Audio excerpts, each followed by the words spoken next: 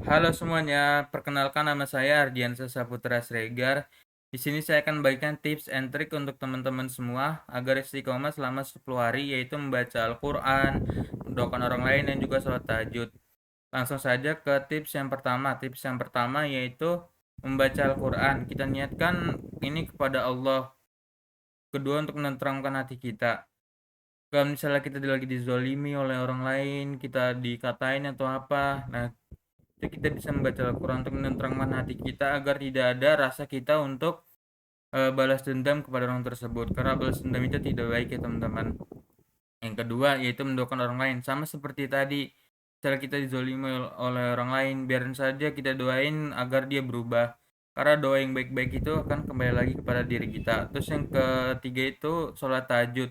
Kita niatkan misalnya kita habis sholat isya, atau ya habis sholat isya sekitar jam 8 atau jam 9, kita niatkan agar bangun jam 2 atau jam 3. Emang awalnya susah teman-teman, cuman jika kita sudah niat, insya Allah Allah akan membantu itu. Kedua, kita bikin pengingat atau jadwal untuk sholat tahajud. Itu kita bisa bikin alarm atau aplikasi pengingat-pengingat yang lainnya. Ya, terus kalau misalnya kita tetap tidak bisa bangun, kita bisa minta bantu kepada teman kita atau kepada orang tua kita. Terus kalau membaca Al-Quran, itu kita sisihkan di dalam waktu satu hari. Kita kan satu hari 24 jam, kita sisihkan misalnya setengah jam atau 1 jam untuk membaca Al-Quran ini. Kalau misalnya masih terasa berat untuk awal-awal, mungkin kita bisa membaca dulu 1 atau 2 lembar. Setidaknya kita memulai dulu untuk perubahan ini, dan juga mendoakan orang lain. Misal hati kita masih kurang menerima gitu, kalau misalnya mendoakan orang lain, mungkin kita bisa sekali dulu. Terus kalau sesekali dulu, kalau misalnya udah terus berkembang, mungkin kalau bisa dari sholat fardu subuh sampai dengan isya.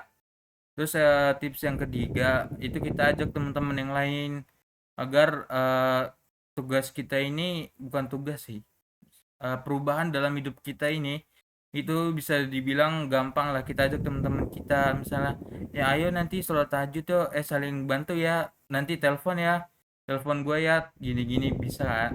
Terus keempat tuh tipsnya evaluasi ya teman-teman.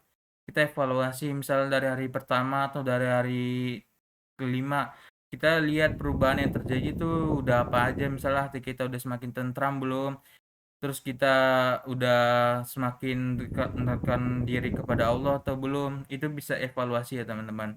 Mungkin tips dari saya cukup sekian. Saya ada pesan untuk teman-teman sedikit ya.